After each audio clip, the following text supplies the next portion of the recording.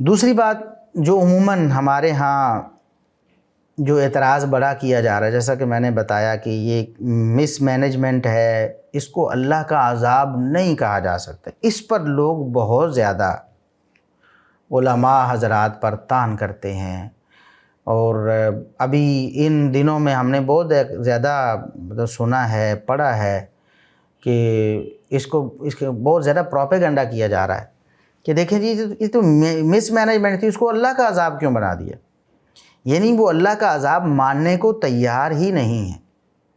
اور اس پہ ایک بڑا اعتراض، دیکھیں کافر جو ہیں محفوظ ہیں جی، دیکھیں چائنا ہے، وہ اللہ کو مانتا ہی نہیں، اور سرکاری طور پر ملحد اور دہریہ ملک ہے، تو وہاں پر سے پھر سیلاب کیوں نہیں آتا؟ حالانکہ سیلاب وہاں بھی آتے ہیں، اور اگر بالفرض وہاں پر سیلاب نہیں آئے، وہ کفار پر کتنے عذاب آتے ہیں۔ دیکھیں کرونا کا عذاب جو ہے یہ کافروں پر زیادہ آیا ہے۔ آپ دیکھیں مسلمان ملکوں میں کرونا کی وجہ سے ہونے والی اموات اور کافر ملکوں میں ہونے والی اموات اور ان کی شرح کا آپ تقابل کریں، موازنہ کریں، حیرت انگیز حقائق آپ کے سامنے آئیں۔ ان کے مقابلے میں شاید 1% بھی ہم متاثر نہیں ہوئے۔ لوگوں کو کرونا ہوا، لوگ مطلب ہے کہ اس کی وجہ سے بیمار ہوئے، لیکن اللہ رب العزت نے اکثریت کو صحت دے دی۔ لیکن وہاں جو شرح تھی اموات کی، تو آپ دیکھیں کہ وہ تو بہت زمین آسمان کا فرق آپ کو نظر آئے گا۔ تو کافروں پر بھی عذاب آتے ہیں، کون کہتا نہیں آتے؟ اور اگر بالفرض آپ کہتے ہیں کہ کافروں پر تھوڑے آتے ہیں، مسلمانوں پر زیادہ آ گئے، مثلا سیلاب زیادہ آ گیا مسلمانوں پر اور چائنا میں تھوڑا آیا یا فلاں ملک میں تھوڑا آیا، تو اس کی وجہ بھی دیکھیں جو کافر ہیں وہ دنیا میں اللہ رب العزت ان کو ڈھیل دیتا ہے، کیونکہ ان کے لیے جو اصل عذاب ہے وہ آخرت میں تیار کیا گیا ہے، جو ہمیشہ ہمیشہ کے لیے ہے۔ جبکہ جو مسلمان ہیں توحید و سنت کی، توحید و رسالت کی ان کے پاس جو نعمت ہے، اس کی وجہ سے وہ اللہ کی جنتوں کے مہمان بننے والے ہیں۔ اور اگر اپنی کوتاہیوں اور بدعمالیوں کی وجہ سے وہ دوزخ میں چلے بھی جائیں تو توحید و رسالت پر ایمان کی وجہ سے آخرکار وہ جنت میں چلے جائیں گے، پھر ہمیشہ ہمیشہ وہ جنت میں رہیں گے۔ تو یہ بھی تو آپ دیکھیں کہ اللہ رب العزت نے کافروں، جس طرح حدیث کے الفاظ ہیں کہ دنیا جو ہے وہ کافر کی تو جنت ہے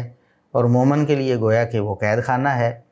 تو مصائب، مصیبتیں، پابندیاں مسلمانوں پر زیادہ ہوتی ہیں کافروں کے مقابلے میں۔ یہ مطلب لاجیکلی بھی یہ کوئی ایسی چیز نہیں جو ہمیں سمجھ میں نہیں آنے والی، کہ ظاہر ہے کہ جس نے ہمیشہ ہمیشہ کے لیے آخرت میں سکھ میں رہنا ہے، دنیا میں دکھ برداشت کرے، وہ کرے گا تو پھر اس کے بھی آگے نتائج اچھے برآمد ہوں گے، جیسے کہ ہم آگے بیان کرنے والے ہیں کہ نیک لوگوں پر بھی اگر آ جائے تو وہ بھی ان کے لیے اللہ کی رحمت ثابت ہوتا ہے۔ وہ عذاب تو ہے وہ برے لوگوں کے لیے ہی ہوتا ہے،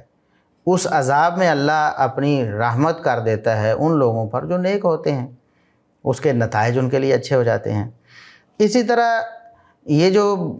لوگ کہتے ہیں جی فلاں علاقے کے جو لوگ ہیں وہ، آپ کہتے ہیں جی وہ بڑے گناہ گار تھے اور فلاں علاقے کے لوگ بیچارے کیوں اس لپیٹ میں آ گئے، کیوں ان پر کیوں عذاب آ گیا؟ ان کی نسبت وہ بہت اچھے ہیں۔ مثال کے طور پر کسی علاقے میں بے حیائی بہت زیادہ اور ان کے مقابلے میں دوسرے علاقے میں کم ہے، تو سارے ہی اس لپیٹ میں آ گئے ہیں۔ فلاں علاقے میں جو فلاں جرم ہے وہ بہت زیادہ ہے اور فلاں علاقے میں نسبتاً بہت کم ہے۔ فلاں علاقے میں بے نماز بہت زیادہ ہے اور فلاں علاقے میں بہت کم ہیں، تو دونوں اس کی لپیٹ میں کیوں زیادہ آ گئے ہیں؟ تو اس حوالے سے آپ 2-3 چیزیں یاد رکھیں کہ اللہ رب العزت نے قرآن میں بھی ان چیزوں کا ذکر کیا ہے، نبی کریم صلی اللہ علیہ وسلم نے احادیث میں بھی بتایا ہے۔ اس کو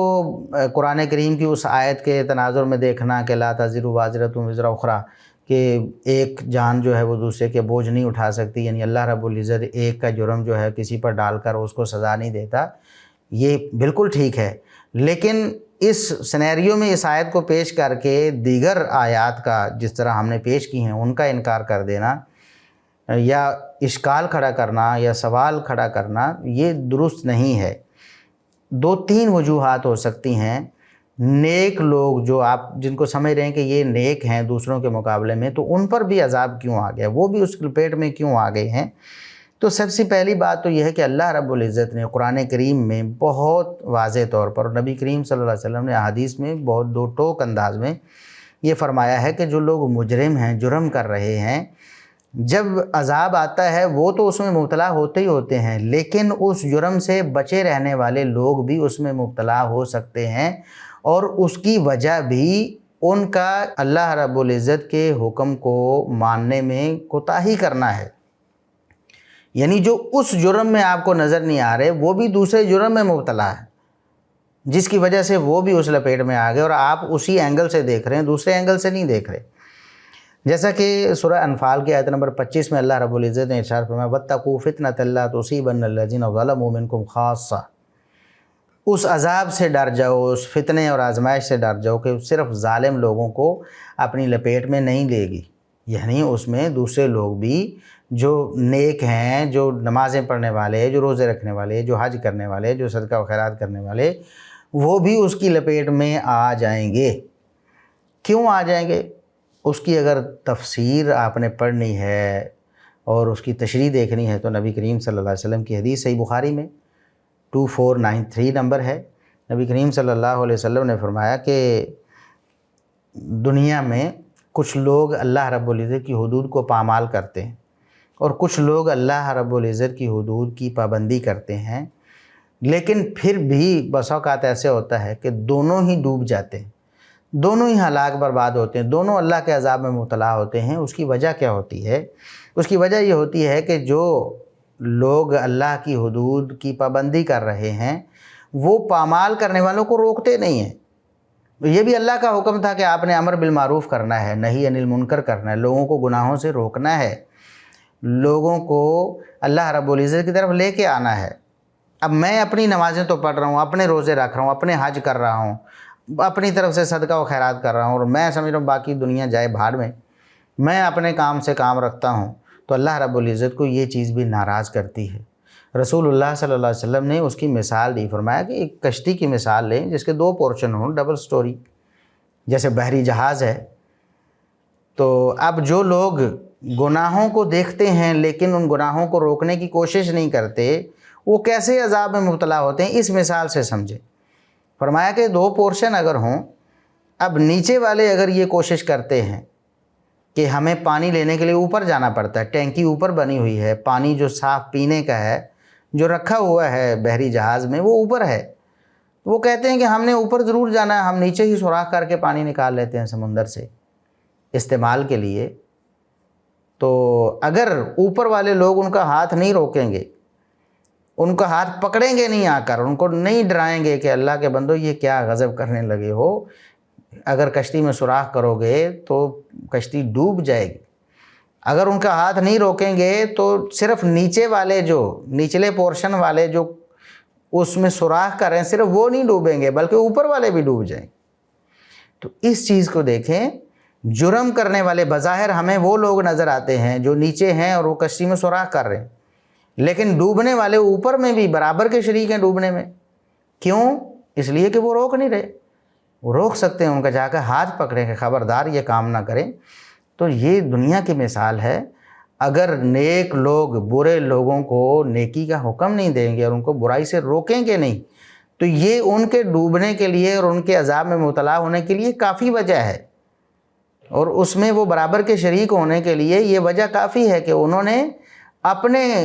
جو ذمہ تھا وہ کام نہیں کیا، تو یہ ان کا جرم بنتا ہے۔ امر بالمعروف کو چھوڑ دینا، نہی عن المنکر کو چھوڑ دینا، یہ باقاعدہ ایک جرم ہے۔ تو اگر زنا کرنے والے، بدکاری کرنے والے، چوری کرنے والے، ڈاکہ مارنے والے، بے نماز، روزہ چھوڑنے والے اور حج چھوڑنے والے، زکوٰۃ نہ دینے والے، اگر وہ برباد ہو رہے ہیں، اللہ کے عذاب کے لپیٹ میں آ رہے ہیں، تو ان کو دعوت نہ دینے والے بھی اپنے جرم کی وجہ سے اس عذاب کے لپیٹ میں آ رہے ہیں۔ تو اس چیز کو بھی مد نظر رکھنا چاہیے۔ اور اب آپ سوچیں، ہمیں بتائیں کہ کیا ہم نے، جو لوگ بچے ہوئے ہیں، تو کیا انہوں نے دعوت کا کام پورا کر لیا ہے؟ نہیں نا، تو عذاب ہمیں بھی اپنی لپیٹ میں لے سکتا ہے۔ بہت سے لوگ یقیناً ایسے ہوں گے جو نیکیاں کرتے ہیں، نیکی کی طرف رغبت بھی رکھتے ہیں، گناہوں سے بچتے بھی ہیں، لیکن ہم میں سے اکثریت وہ ہے جو نیکی کرنے والے ہیں ان کی اکثریت وہ ہے جو امر بالمعروف اور نہی عن المنکر سے اپنے آپ کو پیچھے رکھے ہوئے ہے اور اس میں بہت زیادہ کوتاہی کی مرتکب ہو رہی۔ تو اب بتائیں کہ عذاب جب آئے گا تو کیا ہم اگر خدا نہ خواستہ ہم بھی عذاب کی لپیٹ میں آ جائیں تو کیا ہمارے لیے کوئی بہانہ ہوگا کہ ہم نے تو جناب بڑی نیکیاں کی ہیں، تو کیا ہم سے یہ نہیں پوچھا جائے گا کہ تم نے ان کو روکا کیوں نہیں؟ کتنا دعوت کا کام ہم کرتے ہیں۔ محمد الرسول اللہ صلی اللہ علیہ وسلم نے جس طرح دعوت کا کام کیا، صحابہ کرام نے جس طرح کیا، ہماری امت کے اسلاف نے جس طرح کیا، ہم کہاں کھڑے؟ یقیناً ہم بہت بڑی کوتاہی میں مبتلا ہیں، اور جب ہم پر کوئی مصیبت اور آفت آتی ہے تو پھر ہم یہ سوچنے لگتے ہیں کہ جناب ہم نے تو کوئی ایسا تو کوئی جرم کیا ہی نہیں جس کی وجہ سے ہم۔ اسی طرح سنن نبی داؤد میں ایک حدیث ہے 4338 نمبر، سیدنا ابو بکر صدیق رضی اللہ عنہ فرماتے ہیں، یہ حدیث بالکل صحیح ہے، سند صحیح ہے اس کی، فرماتے ہیں ہم نے اپنے نبی صلی اللہ علیہ وسلم سے یہ بات سنی ہے کہ ان الناس اذا رأوا الظالم فلم یأخذوا علی یدیہ ان یعمہم اللہ بعقاب، کہ لوگ جب کسی ظالم کو دیکھتے ہیں، گناہ گاروں کو، فاسقوں فاجروں کو دیکھتے ہیں، ان کو روکتے نہیں ہیں ان کے گناہ سے، تو قریب ہے اللہ رب العزت سب کو ہی اسی عذاب میں مبتلا کر دے جس عذاب میں گناہ گار مبتلا ہو رہے ہیں، اس میں نیک لوگ بھی مبتلا ہو جائیں اس وجہ سے کہ وہ ان کو گناہوں سے روکتے نہیں۔ تو بڑی واضح بات ہے، آج کون ہے جو یہ دعویٰ کرے کہ جی میں دعوت اللہ کا کام جو ہے کما حقہ کر رہا ہوں، اس لیے مجھ پر تو کوئی عذاب نہیں آنا چاہیے، اگر مجھ پر عذاب آ جائے تو یہ کوئی ظلم ہو جائے گا؟ نہیں، بالکل نہیں۔ دوسری بات یہ ہے کہ یہ جو دنیا میں آفتیں مصیبتیں ہیں یہ انسانوں کی آزمائش بھی بن جاتی ہیں، امتحان بھی ہوتے ہیں اللہ رب العزت کی طرف، یعنی کوئی گناہ نہیں مثال کے طور پر، لیکن اللہ رب العزت انسانوں کے ایمان کو ظاہر کرنا چاہتا ہے، وہ ان کا امتحان لیتا ہے کہ کون اللہ رب العزت کی آزمائش پر پورا اترتے ہیں، کون اللہ رب العزت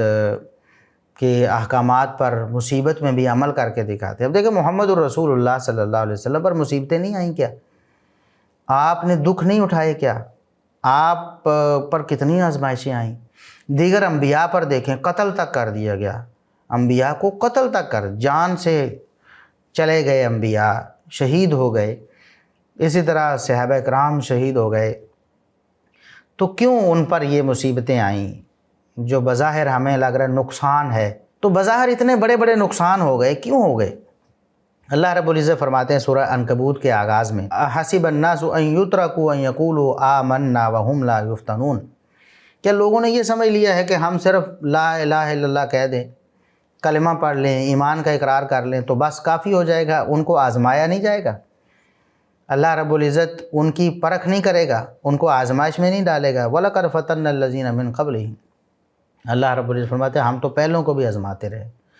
تمہیں بھی آزمائیں گے اور ضرور آزمائیں گے۔ اللہ رب العزت کھرے کھوٹے کو بالکل واضح کر کے دنیا کے سامنے رکھے گا۔ اور اسی طرح وَلَنَبْلُوَنَّكُمْ بِشَيْءٍ مِّنَ الْخَوْفِ وَالْجُوعِ وَنَقْصٍ مِّنَ الْأَمْوَالِ وَالْأَنفُسِ وَالثَّمَرَاتِ، سورہ بقرہ میں آیت نمبر 155 میں فرمایا ہم تمہیں ضرور آزمائیں گے۔ کیسے آزمائیں گے؟ خوف دے کر بھی آزمائیں، دشمن کا خوف، دشمن کو مسلط کر دیں یا ان کے حملے کا خوف، اسی طرح دیگر قسم کے خوف بھی ہو سکتے ہیں، مال میں کمی، جانوں میں کمی۔ مال میں کمی یہ دیکھ لیں ہمارے مال برباد نہیں ہو گئے اس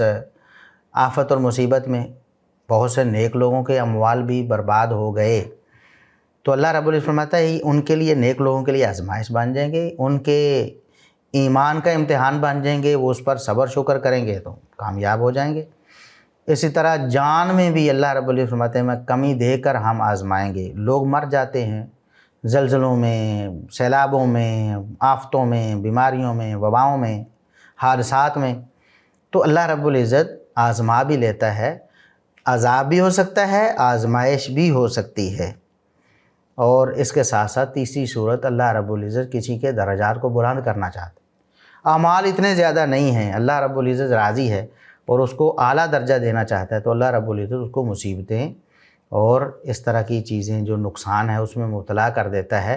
وہ ان پر صبر کرتا ہے تو اللہ رب العزت اس کے درجات بلند کر دیتا ہے اور اس کو اپنی رحمت عطا فرما دیتا ہے. جیسا کہ یہی آیت جو سورہ بقرہ کی آیت نمبر 155 تھی، اس کے آگے اللہ رب العزت فرماتے ہیں اسی آیت میں وَبَشِّرِ الصَّابِرِينَ، صبر کرنے والوں کو خوشخبری دے دیں. آ رہی ہے آفت، آ رہی ہے مصیبت، جا رہی ہیں جانیں، جا رہے ہیں مال، ٹھیک ہے، اور خوف میں مبتلا ہو رہے ہیں لوگ، لیکن اللہ رب العزت کیا فرماتا ہے؟ یہی خوشخبری بن گئی صبر کرنے والوں کے لیے. صبر کرنے والوں کو اللہ رب العزت فرماتا ہے خوشخبری ہے. ان پر جب کوئی مصیبت آتی ہے تو وہ انا للہ و انا الیہ راجعون پڑھتے ہیں، یعنی اللہ رب العزت کی طرف رجوع کرتے ہیں. سبحان اللہ، اللہ کی طرف رجوع کرتے ہیں، کہتے ہیں اللہ رب العزت کی طرف ہی ہم لوٹنے والے ہیں، اللہ ہی کے ہیں ہم اور اللہ ہی کی طرف لوٹنے والے ہیں. تو اللہ رب العزت فرماتے ہیں اولئک علیہم صلوات من ربہم ورحمہ، ایسے لوگوں پر اللہ رب العزت کی رحمتیں اور برکتیں نازل ہوتی ہیں. واولئک هم المہتدون، یعنی یہ جو مصیبتیں ہیں، یہ آفتیں ہیں، یہ جو طوفان ہیں، زلزلے ہیں، سیلاب ہیں،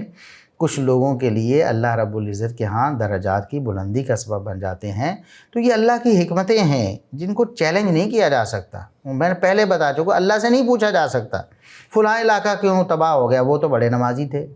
فلاں علاقہ کیوں برباد ہو گیا، وہ تو بہت زیادہ سخی تھے.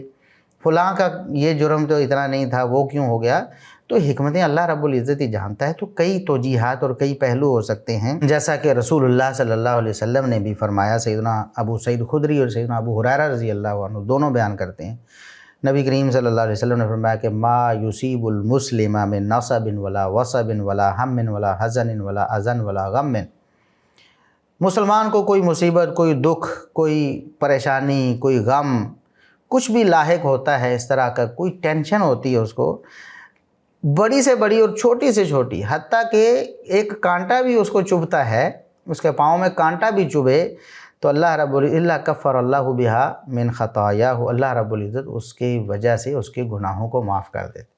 یعنی ایک شخص کو دنیا میں اگر مصیبت آ گئی، یہ پریشانی آ گئی، اس کا گھر، اس کی اولاد، اس کے مال، اس کے اسباب اگر تباہ ہو جاتے ہیں، اور اس کے بدلے میں اس کو اللہ رب العزت گناہوں سے معاف کر کے، اس کے گناہوں کو ختم کر کے اس کو جنت میں جگہ دے دیتا ہے، تو بتائیں یہ کوئی گھاٹے کا سودا ہے؟ ہاں بظاہر دنیا میں تو ہمیں نظر آ رہا بہت نقصان ہے بھی دنیا کا نقصان ہے نا، تو اس کے بدلے میں اللہ رب العزت اسے آخرت دے دیتا ہے، تو یہ اس کے لیے بڑا انعام ہے. تو اس لیے اللہ رب العزت کی حکمتوں کو اللہ ہی جانتے ہیں. ہمیں ظاہری اور روحانی دونوں طرح کے اسباب کو اختیار کرنا چاہیے، اور اللہ رب العزت کے نظام پر یا اللہ رب العزت کے سسٹم پر ہمیں تنقید نہیں کرنی چاہیے، اور قرآن و سنت کی تعلیمات کو مذاق نہیں بنانا چاہیے، اور ان پر کسی قسم کے شک و شبہ میں مبتلا نہیں ہونا چاہیے.